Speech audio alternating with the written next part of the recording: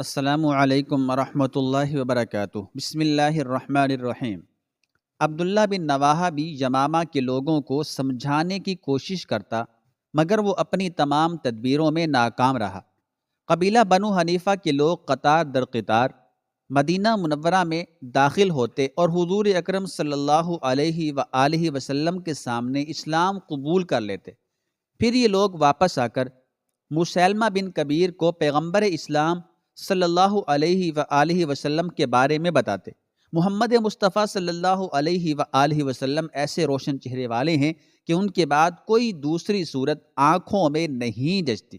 وہ ایسے شیریں بیان ہیں کہ ان کے لفظوں کے آگے شہد کی حلاوت بھی کوئی حیثیت نہیں رکھتی۔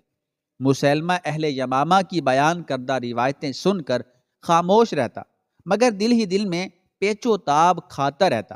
پھر تنہائی میں اپنے خلیفہ عبداللہ بن نواحہ سے انتہائی تلخ لہجے میں کہتا، وقت ہماری گرفت سے نکل گیا اور اہل یمامہ کے سادہ ذہنوں نے محمد عربی صلی اللہ علیہ وآلہ وسلم کے اثرات قبول کر لیے۔ اب وہ نقوش کھرچے نہیں جا سکتے۔ عبداللہ بن نواحہ کیا جواب دیتا؟ اس کا عیار ذہن بھی سوچتے سوچتے تھک گیا۔ ایک رات مسیلمہ بہت زیادہ پریشان تھا۔ اس کے قبیلے کے بیشتر لوگ حلقہ اسلام میں داخل ہو چکے تھے، نتیجتاً اس کی سردارانہ حیثیت ختم ہو کر رہ گئی تھی۔ مسیلمہ شراب نوشی کا عادی تھا۔ اس رات مایوسانہ خیالات کی یلغار ہوئی تو مسیلمہ نے معمول سے زیادہ شراب پی اور اپنے مخصوص کمرے میں چلا گیا۔ میرے پروردگار تم کہاں ہو؟ مسیلمہ مضطربانہ انداز میں پکار رہا تھا۔ تمہیں لات و حبل اور منات و عزا کی قسم، میری سیادت کو بچاؤ۔ اہل یمامہ کدھر جا رہے ہیں؟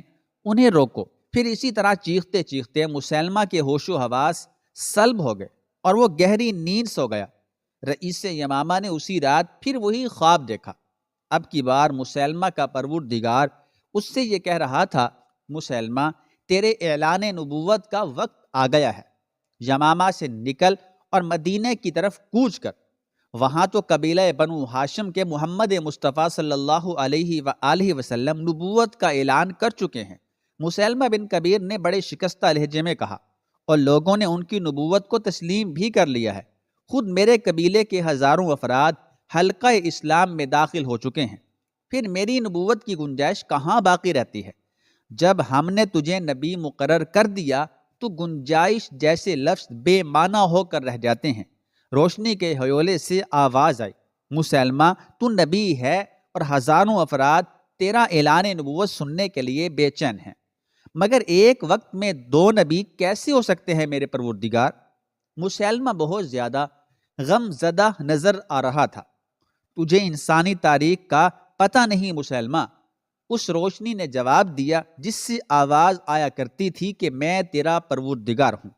حضرت ابراہیم علیہ السلام کے ساتھ ان کے صاحبزادے حضرت اسماعیل علیہ السلام، حضرت یعقوب علیہ السلام کے ساتھ ان کے فرزند حضرت یوسف علیہ السلام، اور حضرت موسیٰ علیہ السلام کے ساتھ ان کے بھائی حضرت ہارون علیہ السلام، اسی طرح محمد مصطفیٰ صلی اللہ علیہ وآلہ وسلم کے ساتھ مسیلمہ بن کبیر۔ استغفر اللہ۔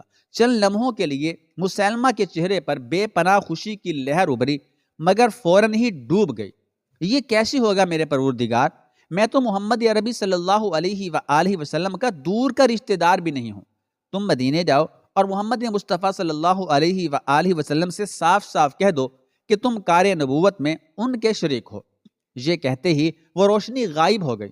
مسیلمہ بن کبیر خواب سے بیدار ہوا تو اس کی خوشی ناقابل بیان تھی۔ بشکل نور خواب میں نظر آنے والے پروردگار نے بالآخر اسے رسالت مصطفیٰ صلی اللہ علیہ وآلہ وسلم کا شریک قرار دے دیا تھا۔ دوسرے دن مسیلمہ نے معززین یمامہ کو طلب کر کے یہ خوشخبری سنائی۔ اس وقت قومی عصبیت اس قدر عروج پر تھی کہ ایک قبیلے کے افراد دوسرے قبیلے کے لوگوں کو انسان ماننے کے لیے بھی تیار نہیں تھے۔ اگر کوئی ایک فرقہ اپنی شجاعت یا علم و فن کی وجہ سے دوسرے فرقوں پر سبقت لے جاتا تو پیچھے رہ جانے والے لوگ کاروان شوق کے راستے میں بے شمار رکاوٹیں کھڑی کرنے کی کوشش کرتے، تاکہ وہ سرخرو قبیلہ یا تو پیچھے کی طرف لوٹ جائے یا پھر آگے بڑھنے کی ہمت نہ کر سکے۔ جب قبیلہ بنو حنیفہ کے سربرآوردہ لوگوں نے مسیلمہ کی زبان سے یہ بات سنی تو بے اختیار ہو کر کہنے لگے، اہل یمامہ قریش سے کم نہیں ہیں، ابو حنیفہ کو بھی یہ حق حاصل ہے کہ وہ اپنا نبی پیدا کریں، ہم کیوں کسی کے محتاج رہیں؟ دراصل واقعہ یہ تھا کہ جب سے بنو حنیفہ کی اکثریت داخل اسلام ہوئی تھی، قبیلے کے سرداروں کی عزت و تکریم ختم ہو گئی تھی۔ اسلام کی تو بنیادی تعلیم ہی یہ ہے کہ اللہ کی وحدانیت اور رسالت کی گواہی کے بعد معاشرے کے تمام بتوں کی نفی کر دی جائے۔ سرداران یمامہ نے اسلامی انقلاب کو بڑی ناپسندیدہ نظروں سے دیکھا تھا۔ وہ دن رات اس فکر میں غلطاں و پریشان رہتے تھے کہ کس طرح اپنے عماموں اور پگڑیوں کو اسلام کی تند و تیز لہروں سے محفوظ رکھا جائے۔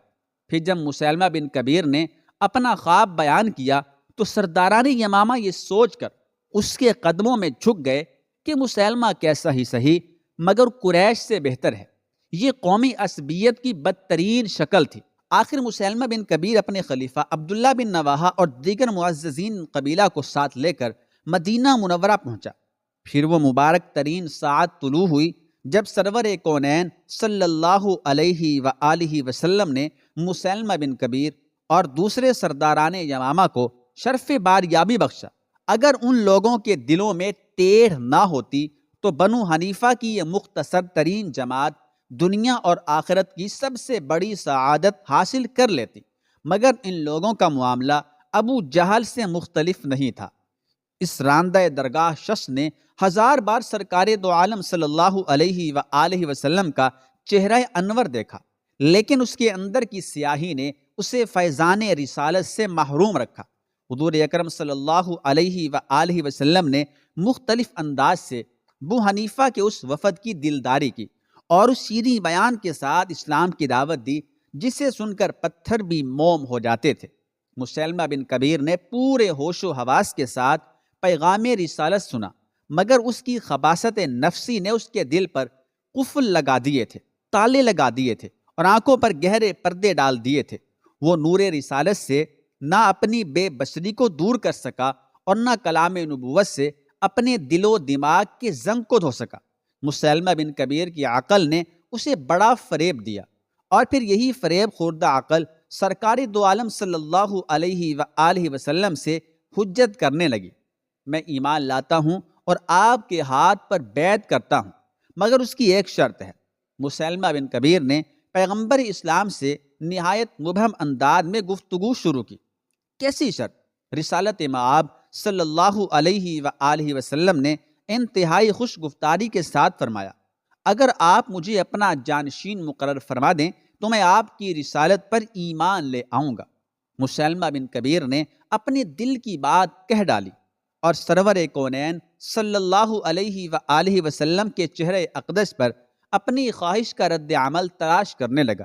سرکاری دو عالم صلی اللہ علیہ وآلہ وسلم کی خاص عادت تھی کہ غم کی سنگین ترین ساعتوں میں بھی آپ کے مقدس ہونٹوں پر ایک جانفزا اور دل نواز تبسم رہتا تھا۔ آپ اپنی ذات مبارک کی حد تک مخاطب کی گراں سے گراں اور تلخ سے تلخ بات کا بھی برا نہیں مانتے تھے، مگر جب مسیلمہ نے کار رسالت میں اپنی جانشینی کی شرط رکھی تو پیغمبر اسلام صلی اللہ علیہ وآلہ وسلم کے چہرے انور پر شدید ناگواری کا رنگ ابھر آیا، مگر پھر بھی آپ نے بے مثال صبر و تحمل کا مظاہرہ کیا۔